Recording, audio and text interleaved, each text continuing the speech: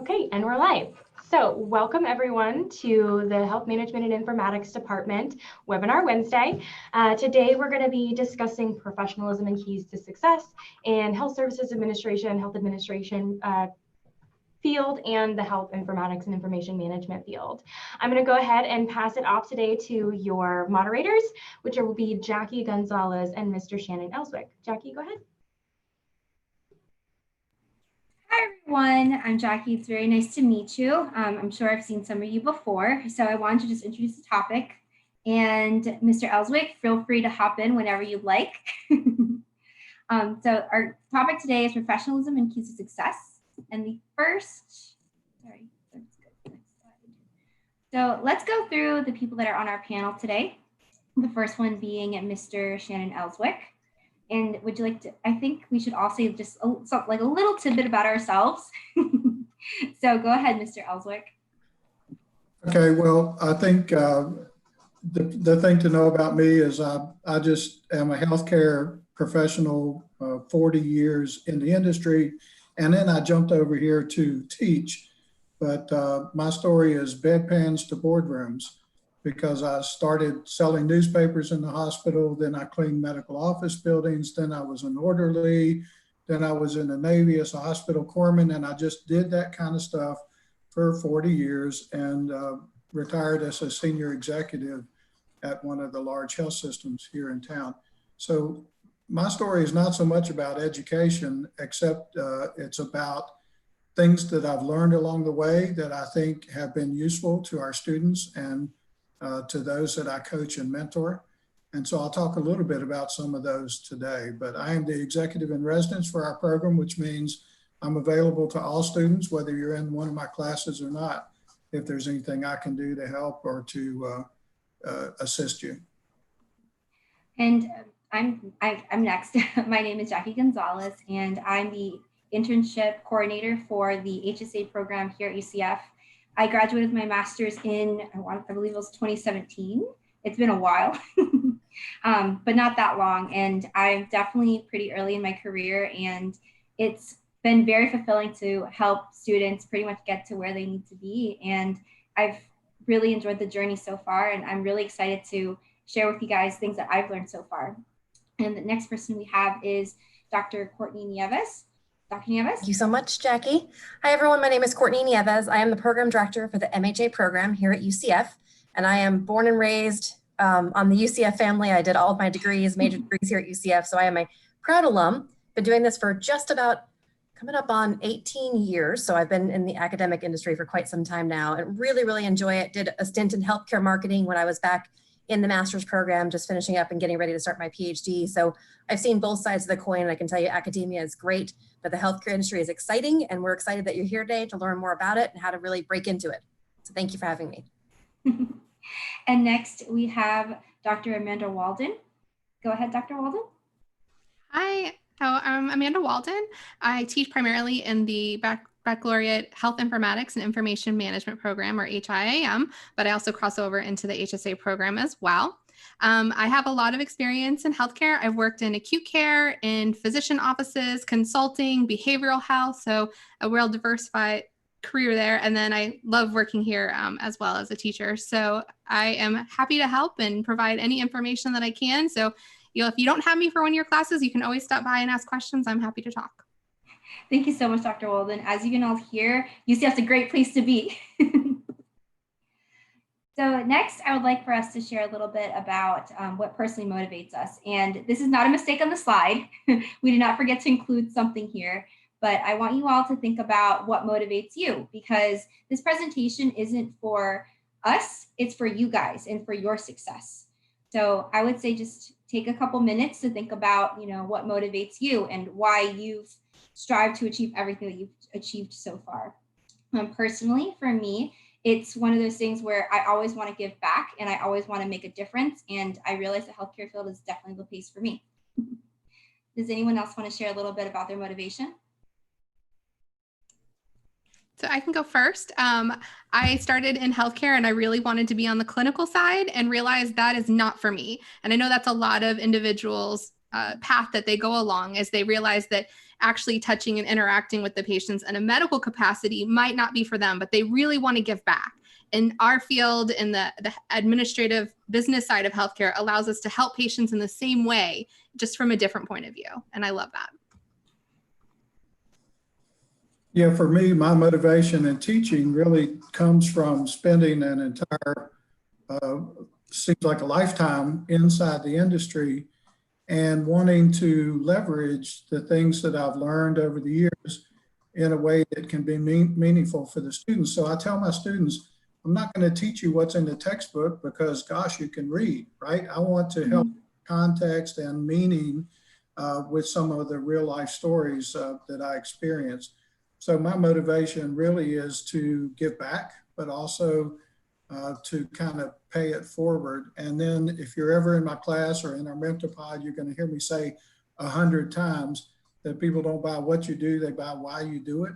And it's really important to understand and be able to think, act, and communicate from kind of why outside, through then, how and what. So again, if you ever take a course or you come and sit in the office or on the Zoom and chat with me, you're going to hear that over and over and over.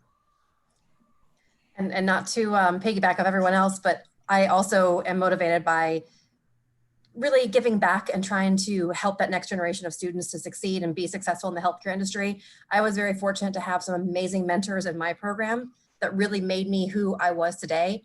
And it's my goal to try and kind of pay that forward and be able to give that mentorship to other students to help them to exceed their goals and to really meet those and become successful individuals. And the best part about my job is when students come back and say, guess what? I got this amazing job, or I got this amazing opportunity.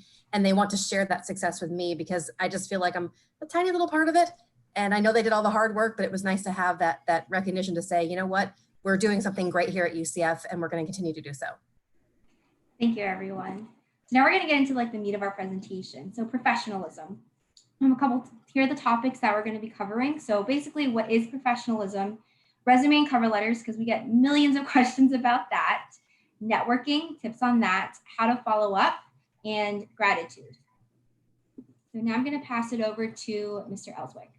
So, again, if you want to go out and just do a search for top 10 tips on professionalism, they're all going to be pretty much standard, and they're all going to be the same. So these are not from anybody's blog or anything. These are things that I've just found to be very significant as I came up through the ranks in my career, and I have kind of helped to try to convince others to follow. So just a quick story is I wrote a little booklet that I used to give to all of the people that reported in my downline, and there might be hundreds of those at one time, but it said how to manage Shannon, and it was expectations that I had, but it really was taking things like this and reversing them out.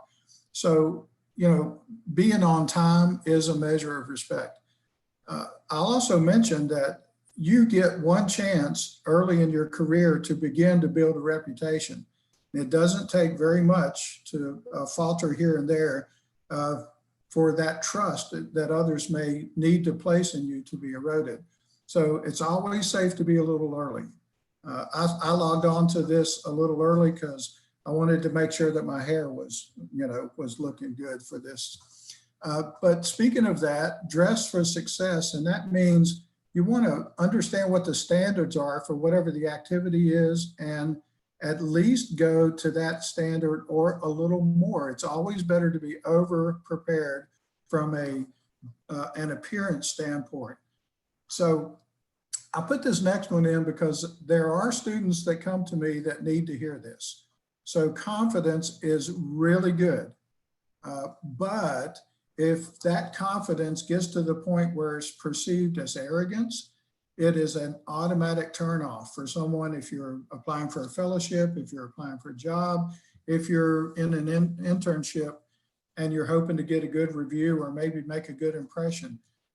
So be confident, but be humble. Dependability is sort of like punctuality, but being dependable just means that you're always on time with whatever deliverables you have, but you always follow through with commitments. If you have an assignment, get it done on time. Dr. Nieves is helping me with an assignment that I have due next Wednesday, and I can't possibly see how I'm going to get it done, but it will be done because that's part of being dependable.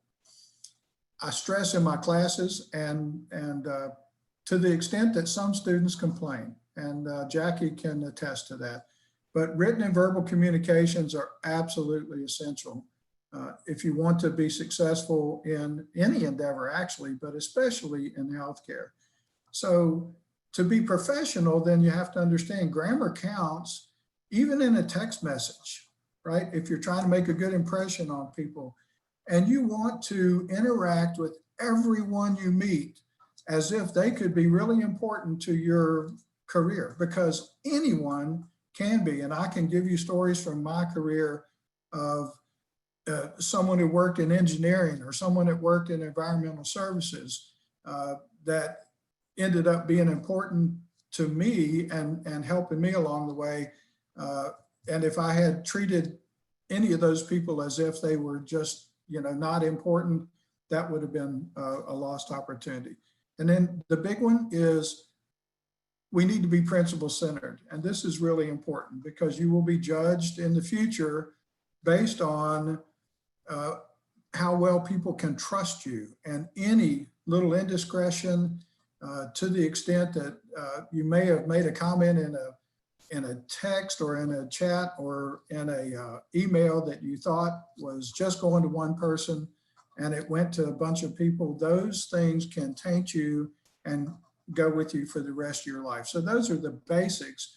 But Jackie, if you move to the next slide, I want to give you just a couple more things and I'll stop talking because we're on a timeline here. So these are some important concepts, but we measure ourselves by our intentions, but that's not the way others judge us. Others judge us by their interpretation of our intentions relative to our actions. And if we can keep that frame of mind and understand that it's not the other person's responsibility to understand me or to know what I intended, it's my responsibility to be absolutely clear and be very intentional about those things. I find this to be one of the keys to my success, and I think to everyone's. But attitude is everything. Attitude is everything. I'll say it again. Your attitude, it reflects your past, it describes your present, but it predicts your future. And if you think about that, this is actually science now. If you think about that, the way you get up and put on your attitude to go to work or to go to class today is going to determine whether or not you're going to be successful or how successful you can be. And you have 100% control over your attitude, not how you feel, but how you react to it. I tell people be present and be present. That means be there and be there. So you can be in the room and not be present. Don't do that. Put that phone down on the desk, pay attention to what's going on. If you're in my class, I expect to see you in your video, paying attention. These are important concepts, and that's how we form opinions of others. And when you're walking down the hall, when we get back to socially interacting, look at people in the eye and speak to them. Just say hello, just acknowledge people. Be open and respectful and seek feedback. This is so important. If you want to be better, ask other people to give you feedback. How can I be better? I ask Dr. Nieves all the time, how can I be better? And she says, you're perfect. Actually, she's never said that. But the point is, seek that feedback. This I've already mentioned, but Simon Sinek is the anthropologist turned motivational speaker.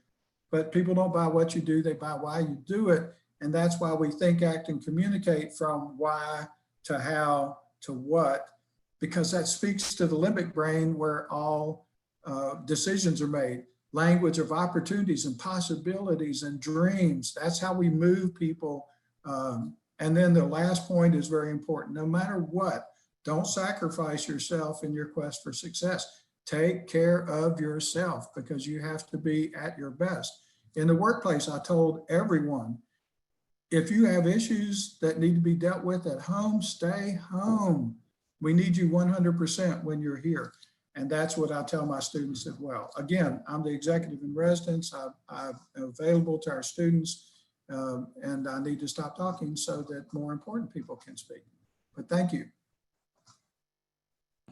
Thank you so much, Mr. Ellswick. I'm sorry. It's one of those things where there's two windows on my computer. So when I click, sometimes it clicks on the wrong window. So I tried to unmute myself, but instead it went to the next slide. So I do apologize for that, Mr. Ellswick. I love everybody on this panel for sure. And Mr. Ellswick and Dr. Nieves are two of my mentors. So I'm so happy to be here, guys.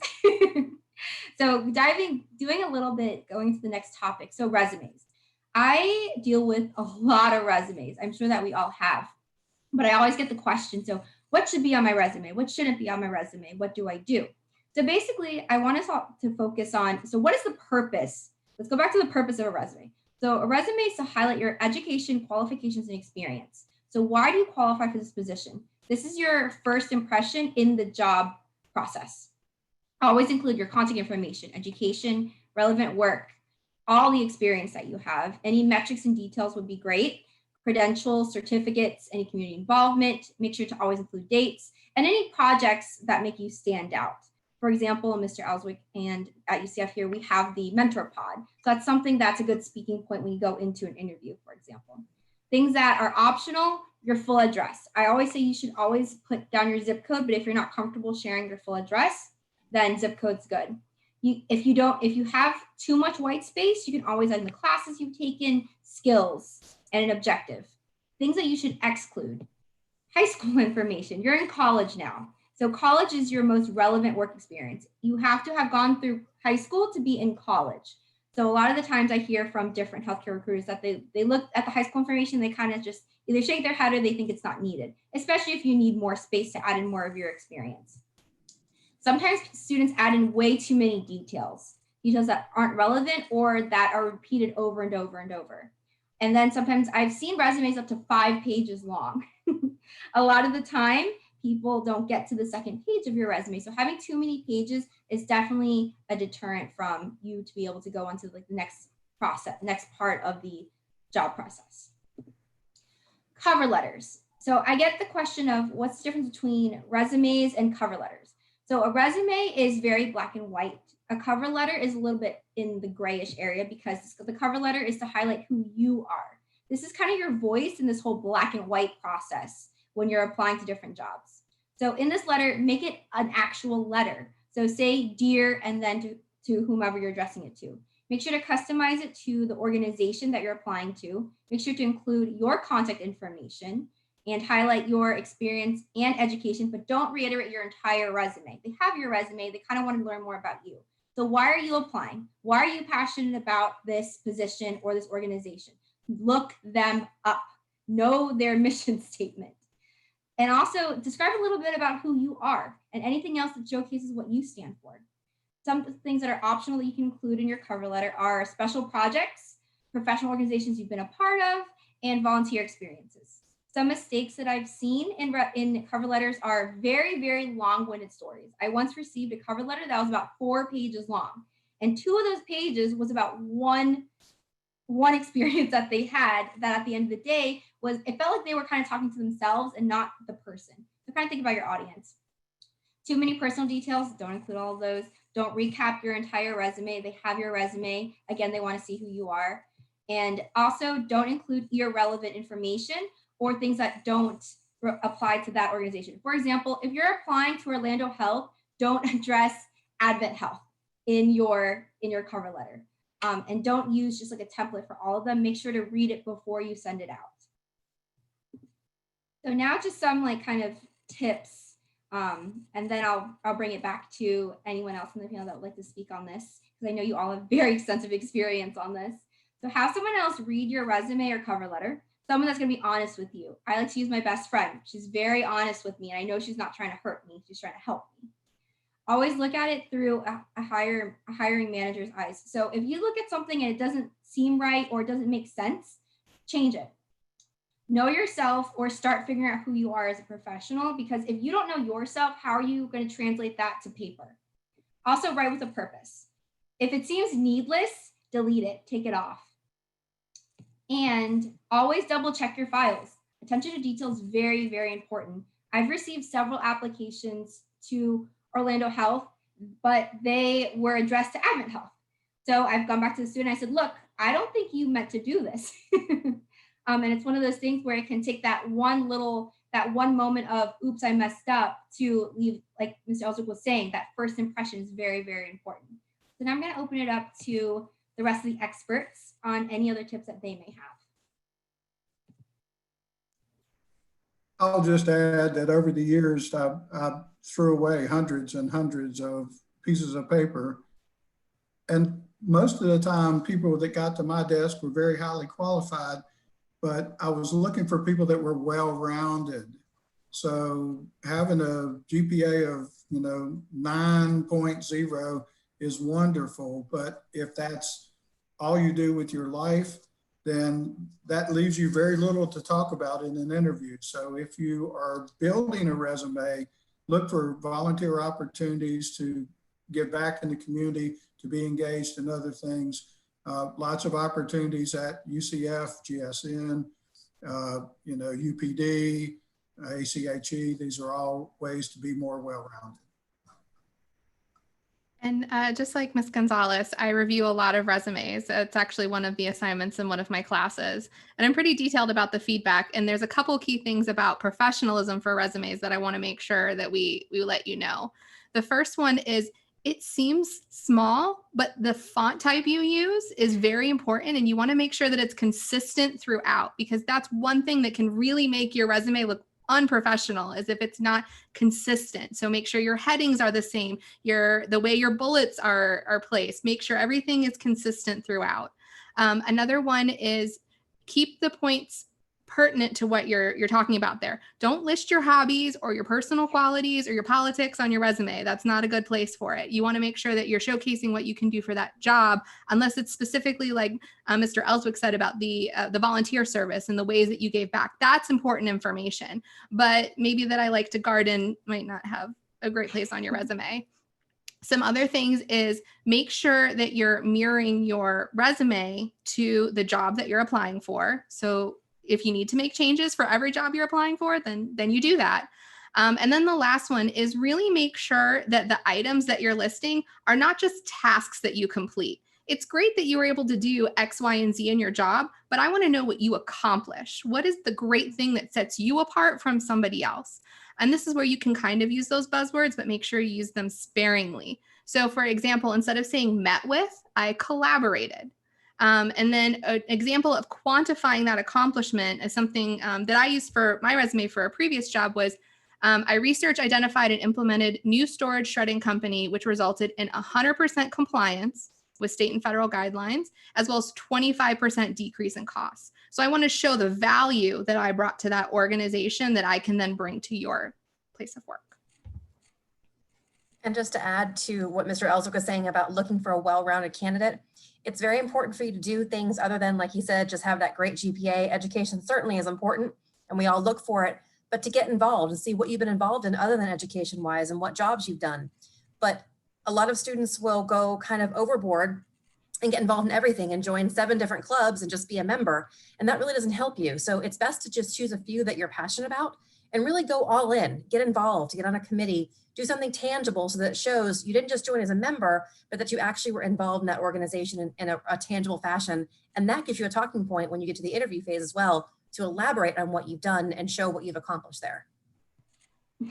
Thank you so much. So now we're going to go into the next slide, which is going to be professional networking. And so this is going to be Dr. Nieves. So go ahead and take it away, Dr. Nieves. Thank you so much. So networking is something that students come to me a lot about, and usually are very, very concerned, very timid. And it is very, it can be very scary almost, because if you are a very shy person, you don't want to go and meet new people, networking sounds like the scariest thing in the world. And especially in light of COVID today and how our networking has changed, whereas normally you would go face to face, you would meet someone, you have a strong handshake, We don't do those things anymore because of COVID. So we've changed the way we network just a bit, but some of the principles of networking still hold true no matter if we're doing it virtually, like on Zoom, like we're doing right now, or if we're meeting face to face. Networking starts with who do you know, and who do you know that knows someone else that can connect you. So really getting out there, stepping out of your comfort zone. A great place to go is professional organizations. And we tell students a lot to go join ACHE, go to one of their symposiums, go to a meeting and talk to people. And the tendency right there is, and I know I was certainly guilty of it as a student, is to go with a group of friends and you all stick together. But then you're not really networking because you already know each other. So go with a group of friends, that's great. But set yourself a goal. I'm gonna meet 2 people that I don't know by the end of the evening. So you get together, you go, you say, all right, let's meet back in half an hour. Let's see who we can meet. And then you go meet 2 people, and then your friends go meet 2 people. And then, you know what, you can start to network together and say, you know, I just met Mr. Ellswick. Let me introduce Jackie. I want to talk to her. And then maybe you guys would connect a little bit.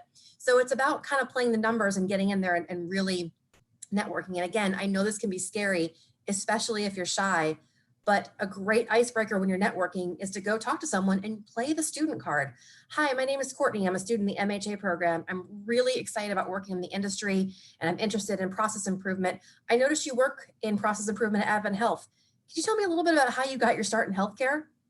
A quick icebreaker, you ask them something about themselves, you ask them to tell a story, and then you listen, sit back and listen, look for commonalities and really try and connect with them. You are not going to connect with everyone. That's just simply not possible. But there is going to be those few diamonds in the rough that you're going to find that you'll connect with and say, hey, you know, we have the same common interest, or we have the same professional background or the same educational background, and you build upon those commonalities. So places you can do this: completing an internship, going back, volunteering, job shadowing. We had a student that really wants to be in the C-suite and really wanted a fellowship upon graduation. And one of the professors said to her, go out and ask 3 CEOs to just shadow them for a day. And she was terrified. But you know what? She did that. And all 3 said, absolutely. And she spent 3 days with 3 different CEOs shadowing everything these people did and got to see exactly what a small glimpse of the life of a CEO would be.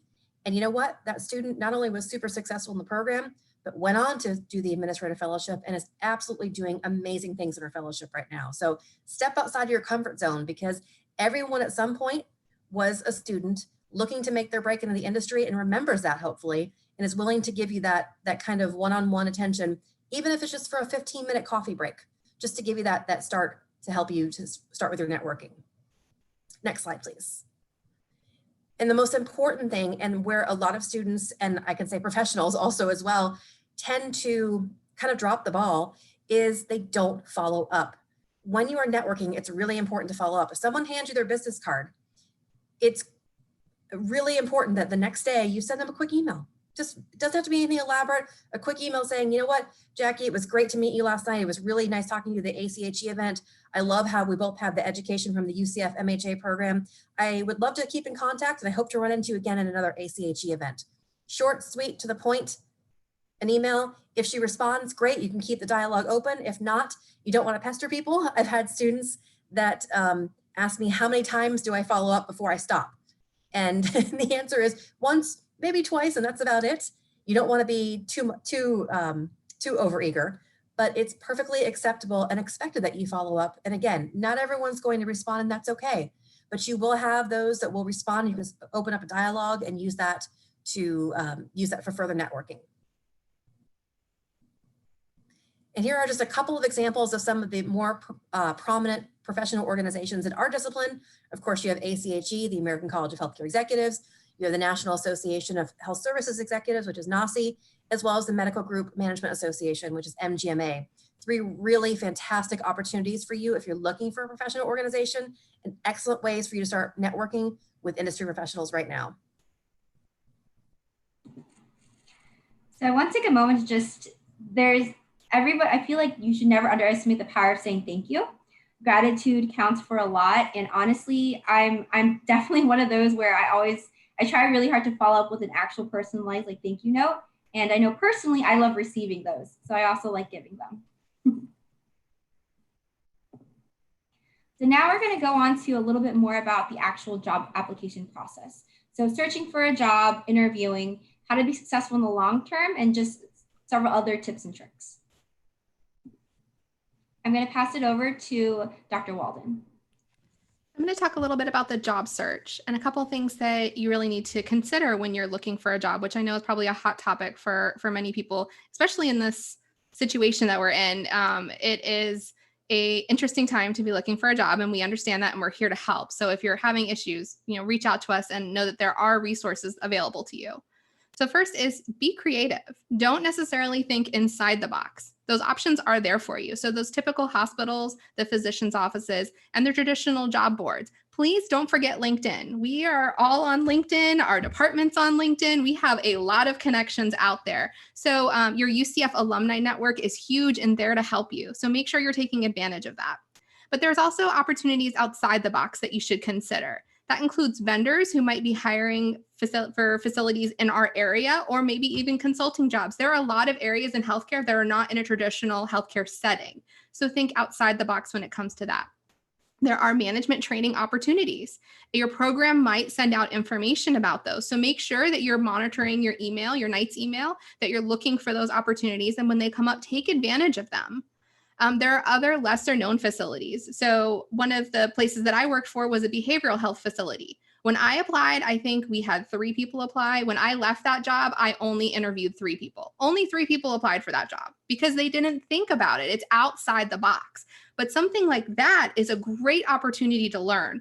One of the opportunities that I had was working with C-suite individuals at a major hospital. And I found out that a lot of people in the C-suites came from a behavioral health facility because it's much like a hospital in terms that it has a large number of beds and you're handling a bunch of people. It's just on a smaller scale, and it's easier to move up in a facility like that. So again, think outside the box. And then not just those traditional job boards that would be from like Monster or Indeed or LinkedIn, but the networking organizations that Dr. Nieves talked about, ACHE for our industry, AHIMA and HIMSS, they may have job boards that are available and can send out information.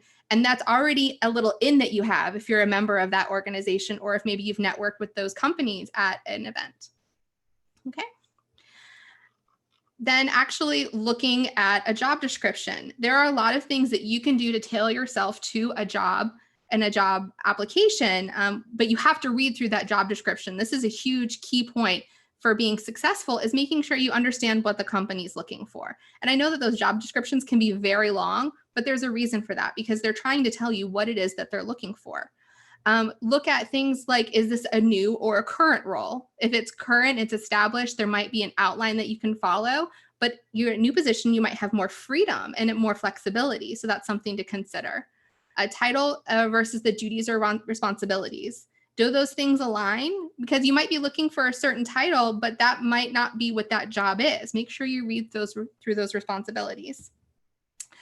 Think beyond your typical work experience about what you can apply. So just like Mr. Ellswick and Dr. Nieves talked about, the importance of getting experience in organizations, you might be able to get leadership experience with those places. It might not necessarily be a management, you might not be overseeing employees, but that doesn't mean you don't have a skill that you're learning that you can apply to a job. Evaluate the tone. Is that the kind of company you want to work for? Do they have a formal culture or a casual culture? And make sure you are reviewing those mission and values, because a good company, when they're doing an interview, is going to ask you about that. Why do you want to work for us? What is it about us that you want? Think about if you can grow. If there's travel requirements, you don't want to start a job and realize that 50% of it is travel and you're not prepared to do that. That doesn't set you off on the right foot. Look at red flags in the job description. Maybe there's certain things that are unclear or might not be something that you're really interested in. Repetitive ads is a big thing. If it's constantly getting turnover in that position, maybe it's not the best fit for you. Follow the directions on the job description. This is huge. If it tells you to apply in a certain way, make sure you're applying that way. You don't want to forget something or leave something off of your application and get disqualified just because of that. Are there questions to answer? A lot of companies now are including things like a joke. Tell us a joke, or they're going to ask you something weird and something that doesn't have anything to do with it, but they want to see how you critically think and how you can respond. So make sure you're paying attention to what the ad is asking you for, and reread it. Always reread. Just like Ms. Gonzalez talked about having somebody reread your resume, reread that job description and that application process. So make sure that you're paying attention to it. And then once you get past that job description, I just want to reiterate before that, when you are applying for that job, make sure you are tailoring that resume and that cover letter to that company. That's huge. You do not want to submit something that's meant for Advent Health to Orlando Health, Advent Hospital to Orlando Health. It's not good, and it gets you kind of a reputation. You don't want that. You really want to get off on a good foot. Interviewing in this time and age is going to be different. You might get called in for a face-to-face interview, but more realistically, you're going to have a virtual interview. So if you're not comfortable using a Zoom or Google Meets, Google Hangouts, whatever, get familiar with it now. Practice with your friends. UCF, the Career Services Center, is happy to do mock interviews with you. They have appointments for that. If there's a specific person in the program, a mentor, teacher that you think would be helpful, reach out to them and see if they're willing to do that. Any experience you can get is gold. So make sure you are practicing now so that you know ahead of time. Be aware that companies might be looking for remote work. So you need to be comfortable with that into a certain sense if you're getting your foot in the door and you want to get into a company. And then do your research on the company. Like Ms. Gonzalez said, make sure you know those mission and values. Make sure you're understanding that, because when you go for the interview, you want to make sure that you understand the company. They're not just some company that you applied for. That is your company. That is the one that you want to work for. And like the slide says, make sure you have 3 strengths and 3 weaknesses. That is always a question you're going to get. It's a hard question to answer. So think about it now, because you know it's going to come. And when you're practicing, you can record yourself. If you don't have somebody else to work with, you can always record yourself and then watch it back later to see things that you can do differently. Sometimes students come into my office and they ask me to do like a mock interview with them. And that, for the 3 strengths and 3 weaknesses question, always gets them every time. Yeah. I don't like answering it. Then again, I don't like answering it either. So to that question though, the one thing you don't do is you don't say, well, my weakness is, I trust people too much, or my weakness is I get along too well with my coworkers. I mean, you need to be really honest about those responses. And in the virtual environment, I just want to commend Dr. Nieves and Dr. Walden, because they demonstrated for you today exactly what you want to do in a virtual conversation with someone, right? Because on my little computer here, there's a light, and that light is the eyes of the person I should be talking to, right? So you can't make eye contact with someone who's not there, but if you make sure you're focused into the camera, all the eye contact rules about how often you should break eye contact apply in the virtual environment. And again, these ladies have really demonstrated that well for us today. Thanks. So finally, long-term, once you've secured your position, that's just the beginning. So you have hopefully a long career ahead of you with them. So you want to get off on the right foot. Make sure you understand what your long-term goals are with that company. You might just be coming in right in a lower level position, and that's fine, just to get your foot in the door. Where do you want to go? And then make sure that you're considering lifelong learning. Just because you've graduated and you've moved into this, there might be something you want to do later on. So either you're going to get another degree or continuing education. So those networking opportunities with like ACHE, those are lifelong learning events that you can go to, because you don't just stop. Healthcare, we know, changes daily, hourly. It's always something new, and we need to stay on top of it. So make sure that you're taking part of that. Continue to network. You don't want, just because you have this job doesn't mean it's going to be there forever. You don't want to have to start all over again with a whole new set of people without having that group that you've already built along the way. So don't quit networking. Make sure you stay involved. Keep that motivation going and manage your expectations, especially now. We don't know what it's going to be like next week. We don't know what it's going to be like next month. So just keep in mind that healthcare changes on a regular basis. All you can do is manage you and just keep thinking to the next step. So now we're going to go into some common mistakes that we've seen. So my one big one is communication. That whole follow-up piece, it's really interesting to see when a student, for example, would ask for, I really want to come and speak with you about something, but they never message you. They never come and they never actually speak with you. So that follow-up piece is really important. Standing still. It's one of those things where, like, what can you do now? It's standing still is not a good thing. There's always something that you can learn at all levels of your career. Again, that no follow-up piece. That's just one of my big pet peeves, when students just don't follow up, but then like 6 months later, they come and they ask me for a letter of recommendation. I'm a little wary about that because they never answered my other emails. So it's one of those, I kind of question what their motivations are.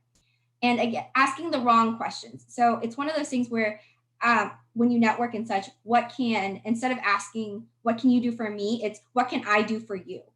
It should be that frame of mind. I feel like that needs to sort of shift. If anyone else on the panel has any other common mistakes that they've seen, this would definitely be a great time to chime in. I think the biggest one, and we've already touched on it a lot today, but just to reiterate, attention to detail. I can't tell you how important that is. And I've talked to recruiters at different healthcare agencies, and they've told me point blank, if they see a cover letter or a resume with typos on it, it's automatically thrown out. You could be the most qualified candidate there is, but if you don't have that attention to detail to have a very well written, typographically correct, grammatically correct cover letter and resume, it's not going to be looked at. So I can't stress that enough, that you have to have that attention to detail. And I've seen it just with applications to the program and looking at personal statements. And I see personal statements and the statement starts off and says, I am so excited to begin my medical degree. Well, the MHA program is from the administrative side. So I know that they're shopping around, which is okay to have options, but make sure that you go back and change it, or they have a different name that other than mine that's put on there. If they're writing me a letter and they put Mr. Elsvik's name on it, and I know that it's not supposed to be directed towards him, it's supposed to be directed towards me, but there's not that attention to detail. So that's just so critical, because that could actually make or break you. That's your first chance to make a first impression. And if you blow it on that, it's really hard to overcome that, even if you're the most qualified candidate that there is. I would just add that going into an interview, I think it's really important that before you get there, you know that at the end of the interview, if they say, do you have any questions for us? You should have at least one solid question that is not about salary or work hours or anything like that. If possible, you should have researched the mission, vision, and values for the organization and some recent news stories. Ask them, just something about the company's success or a project that's underway. How's that new outpatient center coming along that I read about? Just show them that you're connected and you're curious. But please, the only acceptable non-question is I used once or twice in my career that says, I'm very excited about the opportunity, but unless there's going to be more interviews coming along, I guess it's kind of premature to ask questions. But seriously, have that question researched and make sure that it's something that connects you back to them and shows them you're interested. So I'm just going to add in some of my advice, some common mistakes that I have seen. One of the biggest ones is not closing, not having a closing, not literally closing the deal for yourself. And it kind of jumps off of Mr. Elsvik and having that question. One good one that has always been impressive to interviewees or interviewers is there anything about my experience that gives you pause? Or what does it look like with me in the role? It puts you in the role in that person's eyes. But something, a question or a statement that helps you to close the interview with putting you in the interviewer's mind as taking on that position. And just to kind of wrap all of that up, you want the company to feel like that is your dream job, that this is the company you've been waiting for your whole life. And if you have a different name or a different company on the cover letter, or if you don't come prepared to the interview to ask them questions about their specific company, then they're not going to know that. And that's what'll put you apart from somebody else, where it's just another job to them, just another interview. But that doesn't matter. That's the job you want. And I'm the right person for this job because I already know your company. So do everything you can to set yourself apart in that way. Definitely. One more quick thing about that too, is just like Mrs. Terry was saying, you have to sell yourself. A lot of people are very uncomfortable talking about themselves and really talking about their accolades and what they've accomplished. It's up to you to be your own best salesman, to say, this is why I am the best person for this job. Again, looking back to the mission, vision, and values, knowing why you fit the culture of that organization, but absolutely closing it and making sure that you leave them with the opportunity to think, wow, that person really might be the best candidate for the job. I know we have other interviews, but wow, that was really impressive.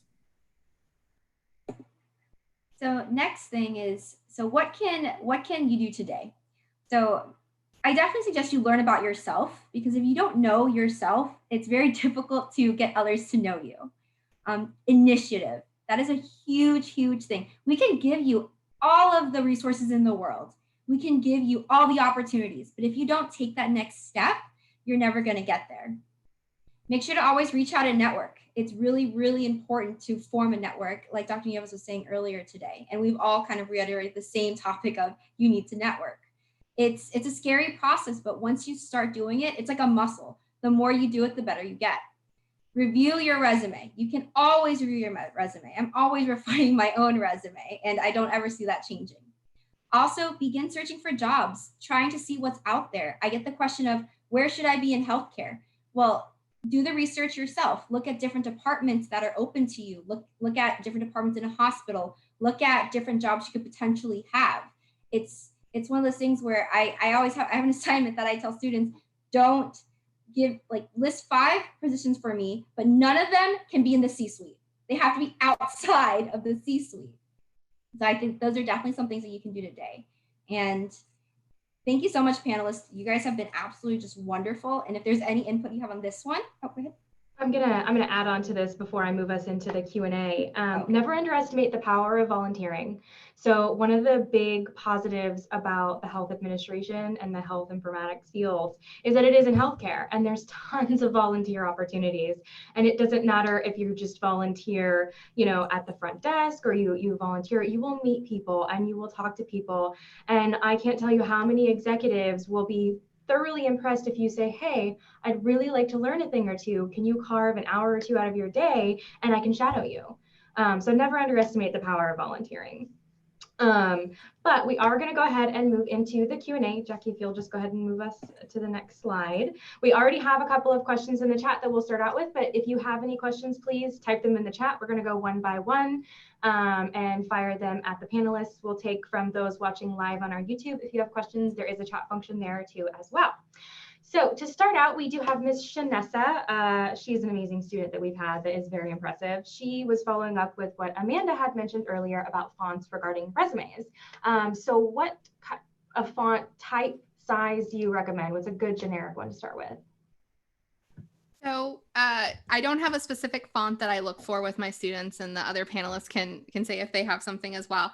But I definitely use a professional font. There are a million fonts out there, and not all of them are professional. And the key thing is just to keep it consistent throughout. So make sure if you're heading making a header bold, that you do it all throughout, that you're using the same size for a title and then smaller sizes for the bullets, and they're not changing between things, and the spacing is the same. So I don't know that there's a specific font type. You can always default to Times New Roman or Calibri or Arial or whatever, but don't go crazy, and just make sure that it's consistent, I think is key.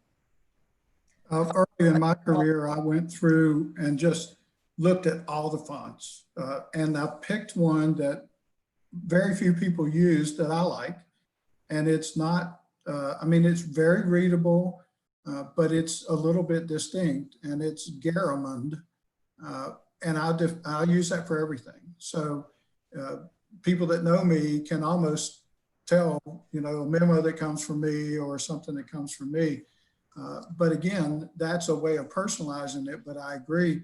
It's not a specific one. It's something that looks professional, that's very easily readable, and then something that you like. It maybe can tell something about you and your personality.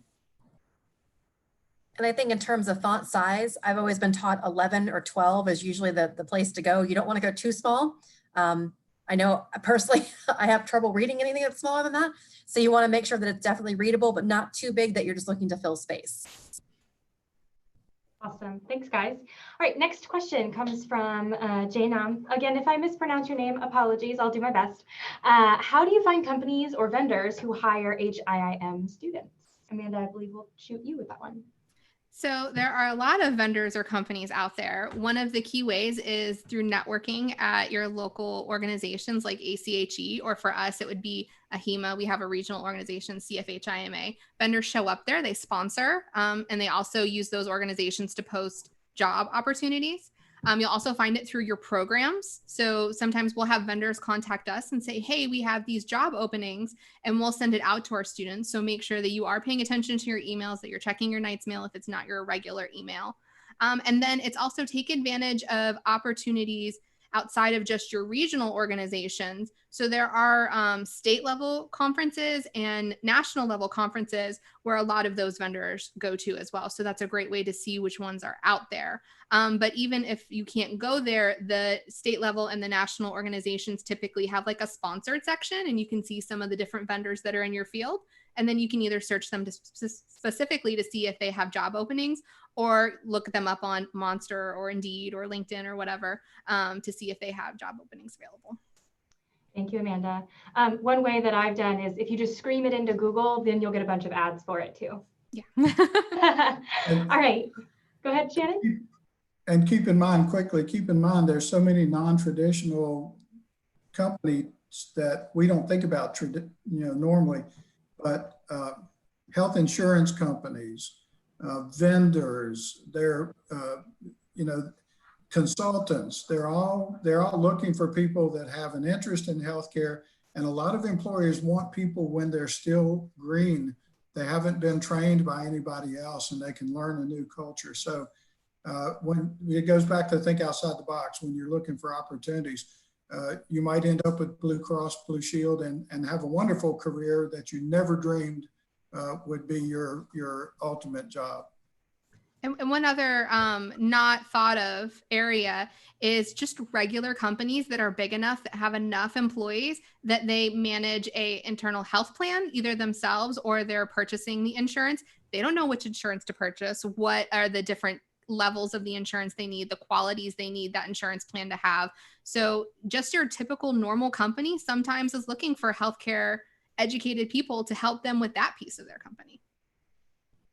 Thank you, guys.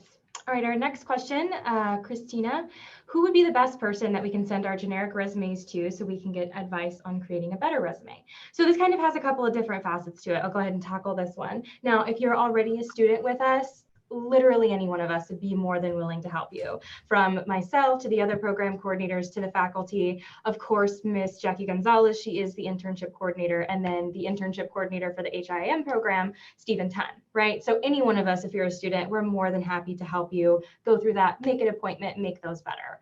Outside of us, there are so many places that you can go. Never underestimate the power of your friendships. You know, a friend who's working in the field who maybe looks at resumes or has looked at resumes and can help you out with that.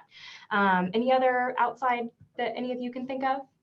The big one, and I would recommend doing this even before you come to us sometimes, is UCF Career Services is happy to review resumes for you. And they can do that virtually using the handshake program that they have available. So just Google UCF Career Services.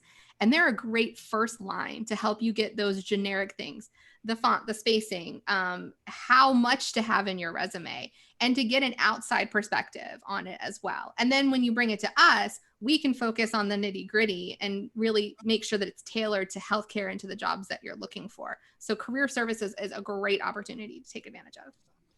And also it's good to get feedback from multiple places. So when students come to me, I say, all right, I'm gonna tell you what I think, but you should also check with people that do this for a living and with Career Services, et cetera, and get feedback from multiple people. I tell you what I would have been interested in when I was hiring people, but that's just one perspective. So I would say, shoot your resume out to several different places and get feedback from multiple sources. I was also going to add in, read it out loud. I know that sounds really silly, but it really does help, because if you read something out loud, it makes absolutely no sense. You can bet the other person reading it is going to say, what was this person thinking when they wrote this? Thank you guys. All right, next question from Kristen. What are some places you recommend we volunteer right now? That's a great question, and it's a little bit more difficult now because of the COVID pandemic. Typically, you could pretty much try any healthcare organization and just offer your services. Right now, not as many healthcare organizations are allowing students in as volunteers because of the sheer liability of it and all the things that we are learning every day from COVID. But it's always good to try and just reach out to some of the volunteer coordinators at the local hospitals and ask what their policies are at this point and what positions that they have available. Let them know who you are, what you're trying to accomplish, and see what kind of career matches they might have for you. It's really going to be dependent upon what their personal policies are for the organization. Again, because a lot of students are not even allowed to intern at this point. So it really depends upon the organization. And because there's a pretty high demand for that, this is like sales. You want to reach out to 10 different places and hope that you can, talk to 3 people and hope that you get one hit. So that's, check all the boxes with all the different hospitals, but also medical offices. And then if there's nothing in healthcare available, use that as an opportunity to kind of round out your resume. Volunteer at a community center. Don't forget to try public health and, like Dr. Walden said, mental health opportunities as well. Long-term care is a great place for volunteering. That's a microcosm for everything that we do. And they usually have more opportunities for activities and things like that. Again, it's going to be tough now, but you got to get started and get your name out there and get on the list. Go ahead, Jackie. I was going to say, so if you go on the career services website, if you are a UCF student, they have a whole list of different places you can, like job boards you can apply to. So Handshake's a really good one. Parker Dewey is a company that is partnered with UCF that does paid micro kind of, not internships, but projects. So that's and most of them are actually remote. So it's perfect during this pandemic. So definitely look into the career services site. So I have 2 things to add. One is if you can't volunteer inside of a healthcare organization, you can volunteer in our networking organizations.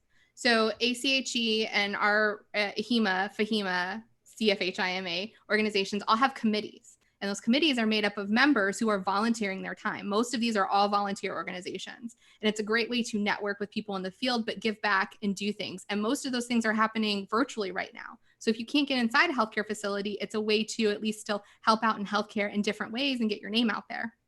Another way, it's maybe not so much volunteering, but a job possibility is contact tracing. A lot of people don't think about that, but there's a huge need for contact tracers, especially once we get the virus down to a manageable level where that contact tracing will be useful. So that might be an area with public health that you could help out and get some experience with healthcare. And to piggyback on that, I can tell you that several of our students in the MHA program have been hired already as contact tracers and are out there in the field just doing what they are and really getting this wonderful experience from the epidemiology side of the field. And they've really enjoyed it so far. It's a great way to get involved and get some experience. Thank you guys. All right, so we've got one last question, and it's actually a really good question to ask. It'll come from Brianna. She says, I follow some individuals on LinkedIn who have the credentials I want to have in the future. How do I approach them to build relationship with them? Because I'm interested in their journey and I want tips. So I'll start this one off and then I'll hand it off to our panelists because they have some great insight on this. But my first advice is send the email, send the message and say exactly that. Tell them, hey, you have the credentials and the experience that I want to get to. Can I ask you some questions? Can I find out how you did this or where you went? Ask the question, don't be afraid to reach out. Worst case scenario, they're busy, but they can refer you to someone else who has their same credentials and that same ability. So I will say people love talking about themselves, and that's something that I use to my advantage when I would go and network. But honestly, I would generally like learning about people. So I feel like that whole coming like from what Ms. Tara was saying about coming from that honesty kind of perspective of, I really would like to have the credentials that you have one day. Can you tell me a little bit about your journey? That's honestly sometimes all it takes for someone to like go off on their journey. And I personally, students have asked me that question and I go into it because I definitely want to help.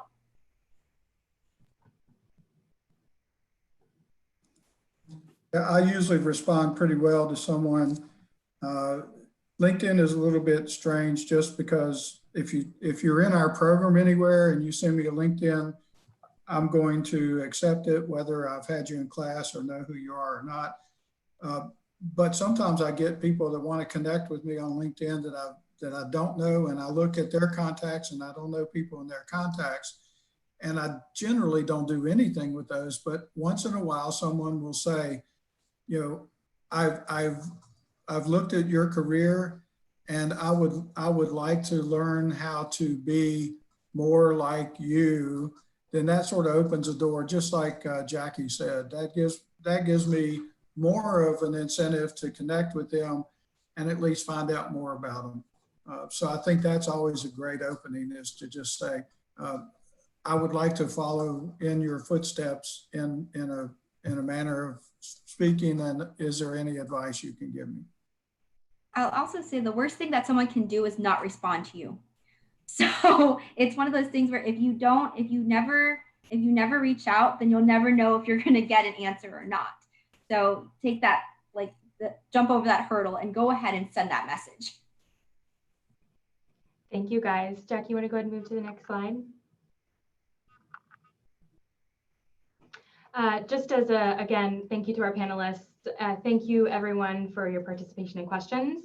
This is our contact information for the department. Obviously, Stephen Tunn couldn't make it here today, but he is the internship coordinator for the Health Informatics and Information Management program, as well as the graduate program. And again, Ms. Gonzalez is the internship coordinator for the HSA.